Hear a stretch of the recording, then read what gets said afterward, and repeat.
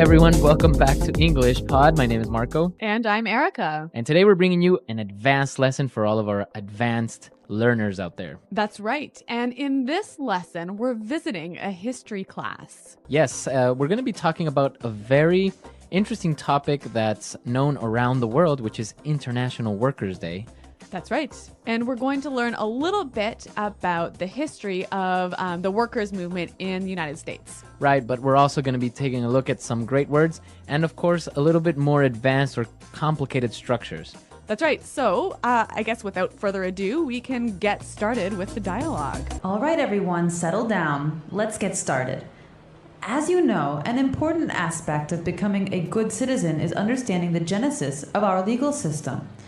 It's not enough to simply memorize our laws. It's necessary that we comprehend why and how they were formed. This brings me to our topic for today.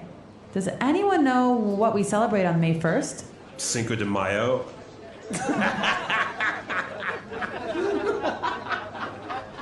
No, that's May 5th in Spanish, James. No wonder you're failing my Spanish class. No, May 1st is International Workers' Day. Do we get a day off from school then? No, it is not considered to be a national holiday here in the U.S., but in other countries it is. Oh, man. In the 19th century, working conditions were appalling, with workers being forced to work 10, 12, and 14 hours a day. Support for the 8-hour workday movement was growing rapidly, despite the indifference and hostility of many union leaders. And by April 1886, 250,000 workers were involved in the May Day movement. Previous legislative attempts to improve working conditions had failed, so labor organizers took drastic measures. They passed a resolution stating that 8 hours would constitute a legal day's work. And on May 1st, 1886, the resolution took effect. Cool. Is that why we only work 8 hours now? Yes, but the happy ending came at a high price. On May 3rd, 1886, police fired into a crowd of strikers at the McCormick Reaper Works factory, killing 4 and wounding many. A mass meeting was called for the next day to protest the brutality. And then what happened? Well, as we say, the rest is history. All right, so we were in a history class and we learned something new, something interesting, right? Yeah, International Workers' Day. It says it's not celebrated in the U.S., but in many other countries it is. Right, on May 1st, a lot of people have a day off, so that's always good. Yes. All right, so why don't we take a look at some of the words that we saw in this dialogue, which were maybe a little bit different or difficult in language takeaway. Language takeaway. All right, we're just going to look at 5 words here. And the first one, we talked about the genesis of the movement. Right, Genesis. Genesis. Okay, so many of you may know that Genesis is a book in the Bible, right? That's right. And that's where this word comes from. It's the first book in the Bible. Mm-hmm. So it's the beginning. Or the origin. Origin. Mm-hmm. So that's a Genesis. So the genesis of our legal system, you would say. Right. Or the genesis of this problem. Mm-hmm. So it's the origin. Yeah, it's a little bit of a formal word, isn't it? Yeah, I guess maybe you can say the origin or the beginning. Yeah, but maybe in an academic setting, you can talk about the genesis. Yes, very good. All right, what do we have next? Well, one of the reasons why the workers' movement got started was because of the appalling working conditions. Mm-hmm. Appalling. Appalling. If something is appalling, it's shockingly bad. it's very, very bad. Yeah. So now if something is appalling, like the working conditions were appalling, That's right. you would feel appalled. Exactly. I'm appalled at your behavior. Okay, so it's almost like you are disgusted. Yeah, that's right. Yeah. Very, very strong word. Yeah, very strong. Okay. Okay, so the working conditions were appalling and people were setting up this movement, right? But what happened? They met some hostility. Hostility. Hostility. Hostility from the police, right? That's right. So what is hostility? Hostility is the state of receiving an unfriendly reaction. Okay. They acted in a very unfriendly way, and it also suggests, a hint of violence even. Okay. Yeah. Yeah. So if somebody is hostile, they can maybe be aggressive and maybe to a point violent. That's right. Okay. So a hostile person. Yeah, or a hostile environment, a dangerous environment. Okay, hostility, hostile. Very good. Yeah. Now, because of these appalling working conditions, the labor movement decided to take drastic measures. Drastic measures. Yeah, drastic measures. This is a really wonderful phrase, and I think it would help us to listen to a few examples of this phrase in use. Example 1. The president was faced with some difficult decisions and was forced to take drastic measures to solve the crisis. Example 2. The police took very drastic measures to control the protesters outside the government palace. So we understand drastic measures as extreme actions or decisions, right? Yeah, exactly. I think there's a saying that says desperate times call for drastic measures. No, desperate times call for desperate measures. Oh, dang. Well, okay, but it goes around there somewhere, right? Something so like if, that. If you really have an emergency, you need to do something drastic. You have to take drastic measures, or you can even say take drastic action. Okay, very good. And what about our last word? After the protests ended in violence, people started to get angry because of the brutality the police showed. Okay, brutality. Brutality. So again, maybe brutality and hostility are maybe similar, right? A little bit similar. So brutality is the state of being harsh or very forceful.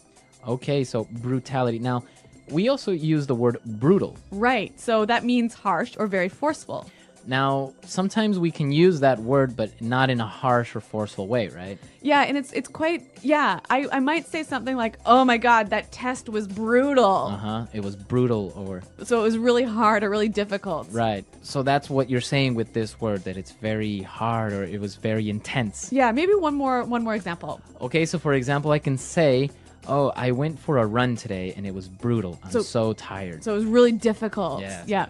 Brutal. And Marco, is this something that's used by everyone? That phrase, brutal, using in that context would be for younger people maybe. Not really, you wouldn't really hear older people using it like So that. it's a little bit slangy. Yeah. Okay. All right. Great.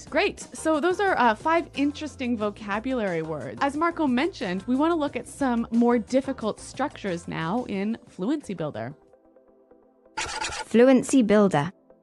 Okay, so we have some phrases that we saw in this dialogue. And, well, let's start with the first one. Well, the teacher opens his discussion by talking about how an understanding of the legal system is an important aspect of being a good citizen. Okay, an important aspect. An important aspect. So, well, maybe we know the word important, right? So what's Obviously. an aspect? A part of something, an important part of something. Okay, so the teacher started with an important aspect of and then specified the idea or what part it belongs to. Right, so it usually follows this form. Noun is an important aspect of noun. Okay, So for example, quality control is an important aspect of keeping customers happy. okay, perfect. A part of. Very good. So aspect sounds a little bit more formal or just a lot more intelligent, right? Yeah, professional. And actually, this is a wonderful way of setting up your idea. So the teacher said that it's an important aspect of understanding the legal system was understanding its origins or its genesis. Yep. And then she moved on and said that it's not enough to simply memorize laws. That's right. It's not enough to simply do something. Okay. So the beginning of this sentence, it is not enough to simply something. By starting a sentence like this, you are indicating that more is required, right? So here, it's not enough to simply memorize the laws. We're saying that most people just memorize the laws, but they need to go further. And understand them. Exactly. Another example would be, it's not enough to simply pass your exams. You must get good grades as well. Right. Or maybe in a business context. It's not enough to simply satisfy your customers. You must impress them. Okay, very good. So that's a very good way of starting out this idea of more is required. That's right. More is required. All right. All right. Well, I want to move on to one final point here. I found this sentence to be really, really interesting. They passed a resolution stating that 8 hours would constitute a legal day's work. Okay, so why is this interesting? Well, I found that, there's 2 verbs going on here. They passed a resolution that 8 hours would constitute a Okay. legal day's work. So we've got 2 verb times going on here at the same time. And I'm wondering about this one would. Okay, so what's happening here? Obviously, this happened in the past. It's like about 100 years ago, right? Right. So the resolution was passed 100 years ago. Right? So this is going on in the past. Right. But there was a future action that was going to happen in consequence of this. Right. So the resolution stated that 8 hours would constitute. So that's like the primary action was the passing of the resolution. And the result is this sort of this event that happens in the past but is a future event to the first primary event. Does that make any sense at all? So this is called the future in the past, right? That's right. Okay, so it's a grammar structure. Many of you maybe know the simple present or the future tenses, but this is a little strange one. And as we said, so maybe it's a little bit difficult to understand the grammar in general. So why don't we take a look at some more examples of how we would use this future in the past? Example 1. The president said that he would cut taxes by 5%. Example 2. I made a promise that I would not smoke anymore. Example 3. Carl told me he would buy a new car. Okay, so now I think it's clear this whole idea of the future in the past, and we'll also be answering any questions on the site if you have any problems, right? That's right. Okay, so why don't we listen to the dialogue one more time, and then we'll come back and talk about this holiday, which is the International Workers' Day. All right, everyone, settle down. Let's get started. As you know, an important aspect of becoming a good citizen is understanding the genesis of our legal system. It's not enough to simply memorize our laws. It's necessary that we comprehend why and how they were formed. This brings me to our topic for today. Does anyone know what we celebrate on May 1st?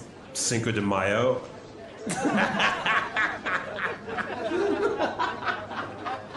No, that's May 5th in Spanish, James. No wonder you're failing my Spanish class. No, May 1st is International Workers' Day. Do we get a day off from school then? No, it is not considered to be a national holiday here in the U.S., but in other countries it is. Oh, man. In the 19th century, working conditions were appalling, with workers being forced to work 10, 12, and 14 hours a day. Support for the 8-hour workday movement was growing rapidly, despite the indifference and hostility of many union leaders. And by April 1886, 250,000 workers were involved in the May Day movement. Previous legislative attempts to improve working conditions had failed, so labor organizers took drastic measures. They passed a resolution stating that 8 hours would constitute a legal day's work. And on May 1st, 1886, the resolution took effect. Cool. Is that why we only work 8 hours now? Yes, but the happy ending came at a high price. On May 3rd, 1886, police fired into a crowd of strikers at the McCormick Reaper Works factory, killing 4 and wounding many. A mass meeting was called for the next day to protest the brutality. And then what happened? Well, as we say, the rest is history.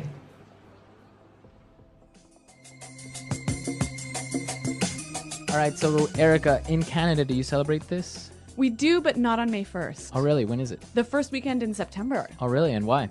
I am not 100% sure.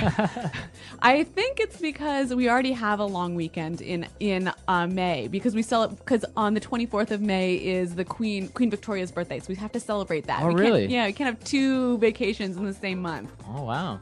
Well, yeah, I mean, it's not productive, right? Exactly. Well, what about in Ecuador? Yeah, we do. On May 1st, it's a holiday, and we actually have 2 holidays in May as well, because on the 24th, we actually celebrate the Battle of Pichincha, which is one of the decisive battles for the independence of Ecuador. So we don't mind having 2 holidays in the same month.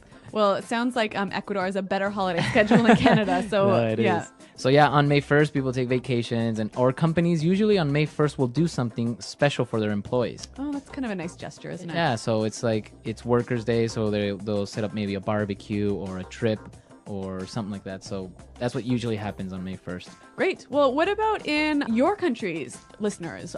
Do you celebrate May Day? May Day. Yeah. May 1st, right? The English Pod Audio Review. Listen to the meaning, then say the vocabulary word. Relax. Become calm. Settle down. Part. Aspect. Origin. Beginning. Genesis. Understand deeply. Comprehend. The day that all people in a country will be on holiday. National holiday. Terrible, horrible, shocking. Appalling.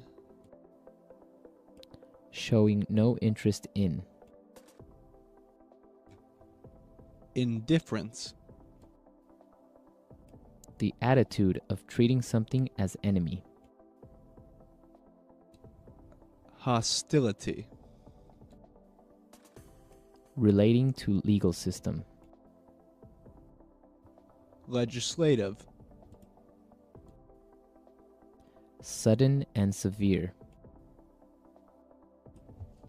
Drastic.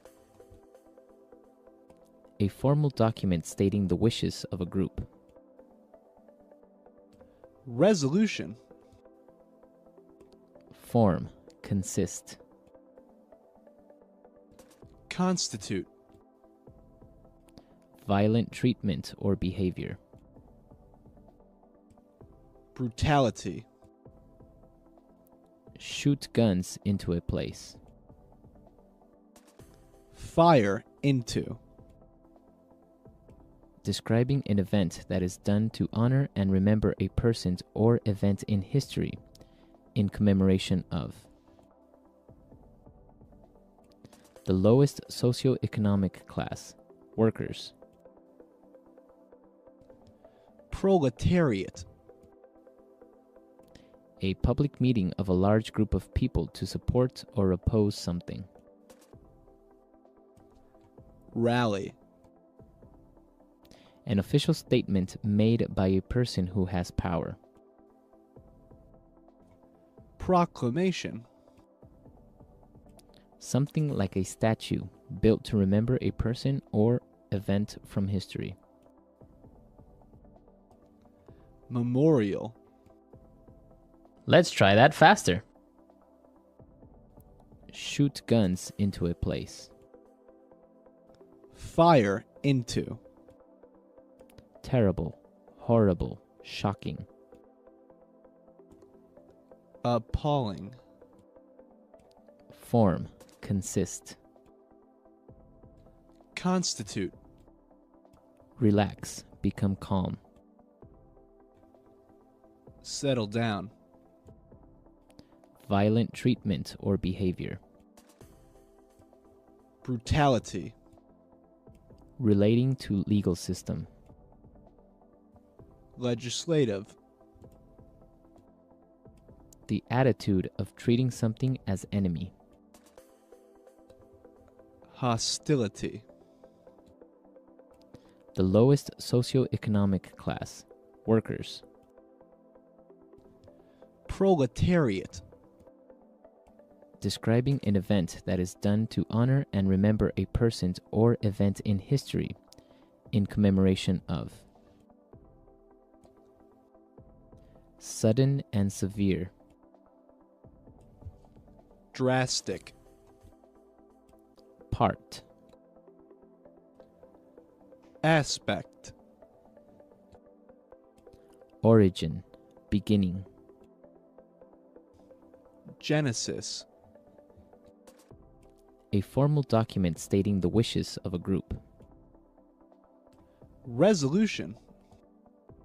Something like a statue built to remember a person or event from history. Memorial. The day that all people in a country will be on holiday.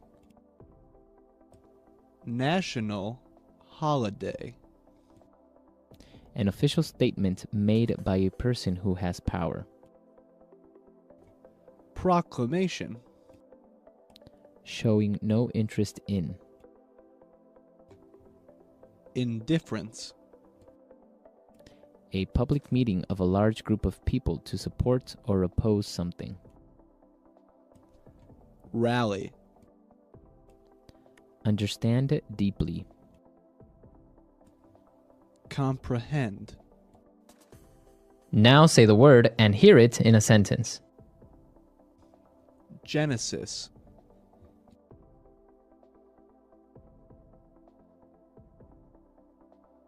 How did you get started on this project?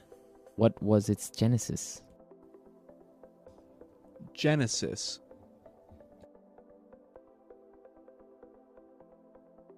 We need to identify the genesis of this problem. Genesis.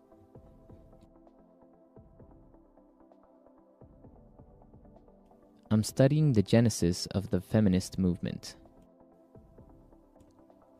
Appalling.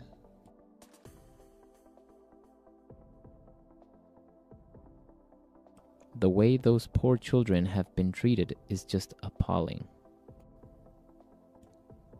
Appalling.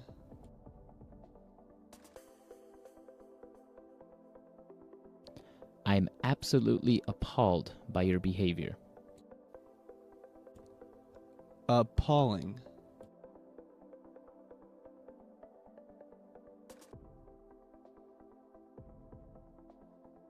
The service in that restaurant was appalling.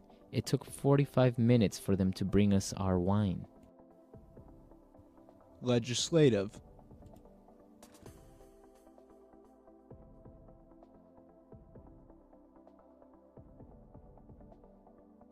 We can't just rely on self-enforced policy. We must find a legislative solution. Legislative.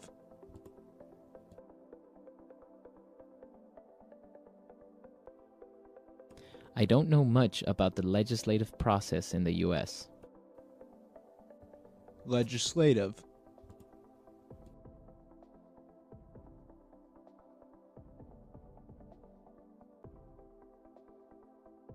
The president can't decide the laws. That's the responsibility of the legislative branch of government. Resolution.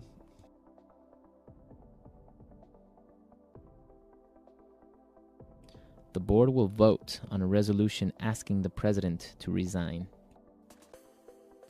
Resolution.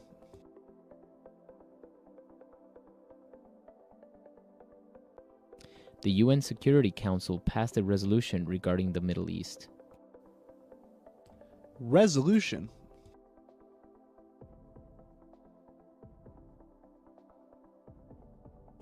A resolution was introduced in the Senate supporting states' rights.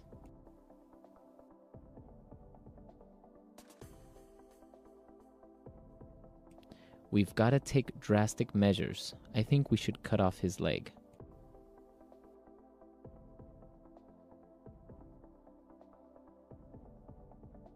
This calls for drastic measures. I'm declaring a state of emergency.